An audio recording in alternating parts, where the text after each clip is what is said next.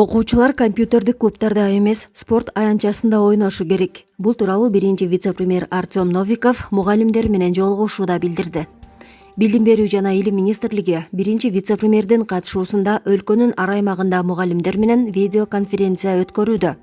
Анда Новиков 1 сентябрдан тарта мектеп лигасы деген аталыштагы долбоор ишке киргизилерин белгиледи. Бул долбоор менен балдарды спортко мектеп деңгээлинен профессионалдык көрсөткүчкө чейин чыгарууну көздөйбүз. Баланын спортко чыгы болсо мектептен эле аныктап, республикалык деңгээлге көтөрүү шарт. Бул үчүн мектептер аралык турнирлер өтүп турушу зарыл. Балдар бир нерсе менен алектенсин. Компьютердик клубдарда эмес, спорт аянтчасында ойнош керек, деди Новиков. Буга байланыштуу биринчи вице-премьер жергиликтүү бийликтин билим берүү жана илим министрлигинин карамагындагы имараттарды алып спорт залдарын ачуу тапшырмасын берди. Булак Спутник. Муфтий болом деп 8 аалым арызын берди. Кыргызстан мусулмандарынын Аалымдар кеңеши тарабынан түзүлгөн каттоо жана аттестациялоо комиссиясы бүгүн каттоону жыйынтыктады. Бул тууралуу Аалымдар кеңешинин расмий баракчасына жарыяланды. Ага ылайык Аалымдар кеңешине мүчө болууга 75 талапкер документ тапшырган. Ал эми Кыргызстан мусулмандарынын Азирети муфтий кызмат ордуна 8 талапкер ат салышса, Борбордук текшерүү комиссиясынын төрагасынын кызмат ордуна 21 эсепчи катталды.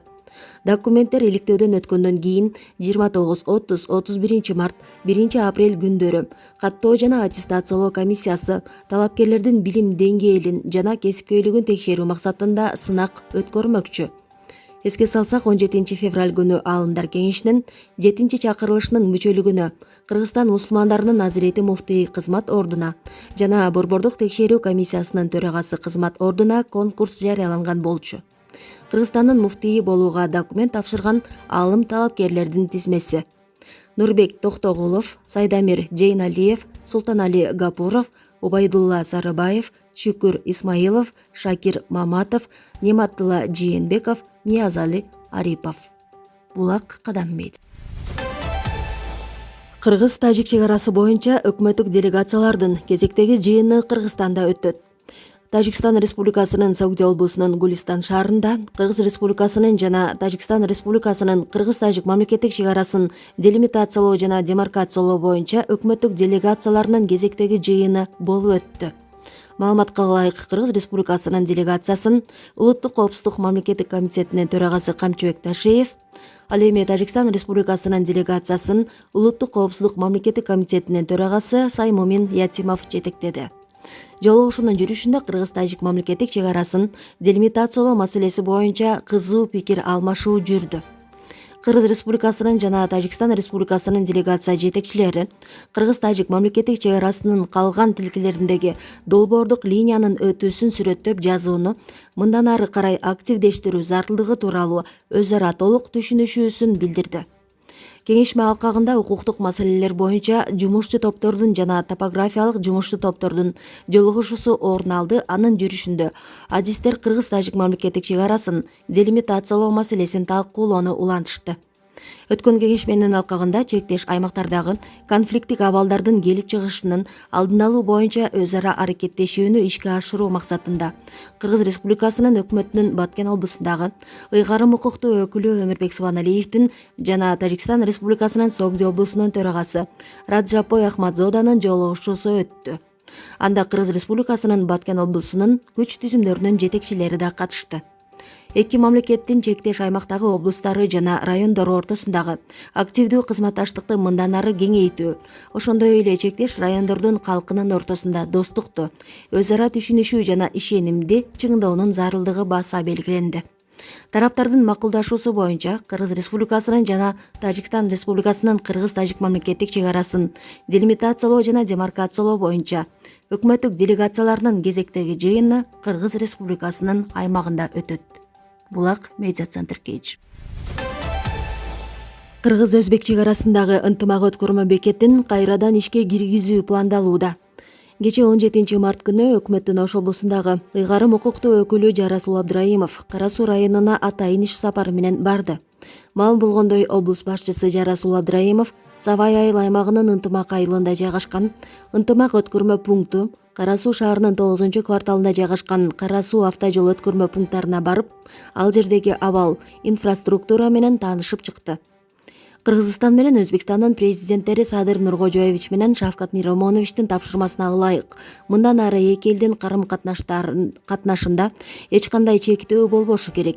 Эки элдин ортосундагы ынтымакты бекемдөөгө, соода-саттык, транспорт маселесин жакшыртууга болгон күчүбүздү жумшашыбыз керек, деди Абдрахимов. Президент Садыр Жапаров менен бирге Ош облусунун башчысы Жарасул Абдрахимовдун Өзбекстанга болгон расмий иш сапарында бир нече документтерге кол коюлду. Анын ичинде Ош облусу менен Өзбекстандын Андижан облусунун кызматташтыгын жакшыртуу жана кеңейтүү максатында жол картасына да кол коюлган. Ынтымак өткөрмө бекети 2004-жылдан бери жабык. Булак турмуш кеч. Бүгүн 18 март күнү Талас облусунун борборунда музыкалык мектептин алдына эл чогулду. Бул тууралуу аймактык кабарчы билдирди. Чогулгандардын айтымында сүт маселеси боюнча келишкен. Бүгүн сүт маселеси боюнча чогулуп жатабыз. Бардык райондук жетекчилер, өкмөттүн Талас облусундагы ыйгарым укуктуу өкүлү сүт алуучулар менен сүттүн баасын чечип беребиз, деди эле. Биздин талап сүттүн баасын 25 сомго чейин көтөрүп берсин, деди алар. Буга чейин 15 март күнү өкмөттүн Талас облусундагы ыйгарым укуктуу өкүлчүлүгүнүн имаратына 100дөн ашык адам чогулган. Алар сүттүн баасы арзан болуп жаткандыгын айтып чыгышкан. Ал эми облус жетекчисинин басма сөз катчысы Бакай Садыров бул маселе боюнча 18 март күнү сүйлөшүүлөр жүргүзүлөөрүн айткан. Бул маселе боюнча чогулгандардын оюн өкмөттүн Талас облусундагы ыйгарым укуктуу өкүлү Бакытбек Нарбеков толугу менен укту. Талас облусунда сүт алуучу 5 завод бар. Алардын ээлери жана ортомчулар менен 18 март күнү жолугушуу болуп, ошол жактан элдин талабы боюнча сүйлөшүүлөр жүрөт, деген ал.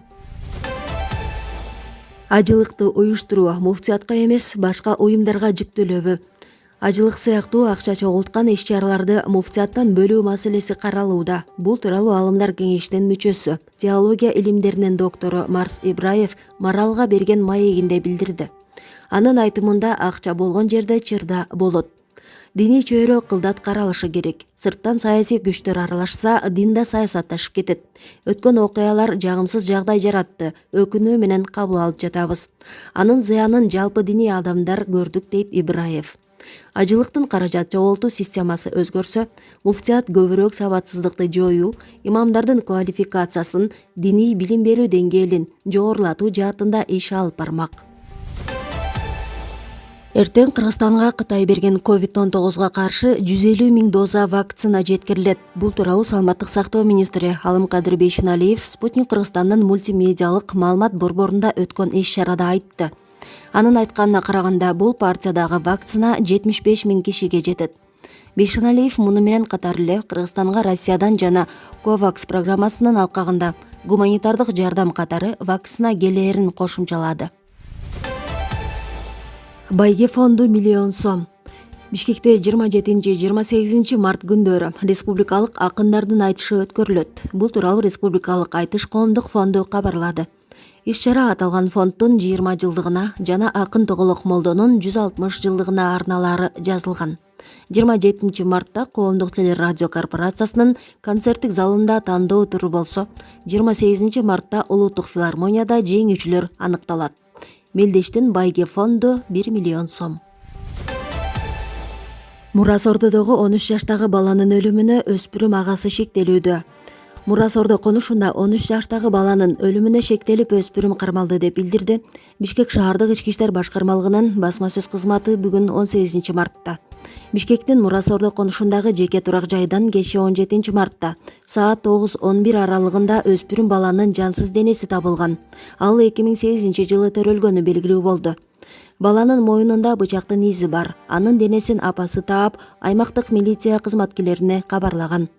Туугандардын айтымында көз жумган бала талма оорусу менен жабыркагандыктан дайыма көзөмөлдөп турушкан.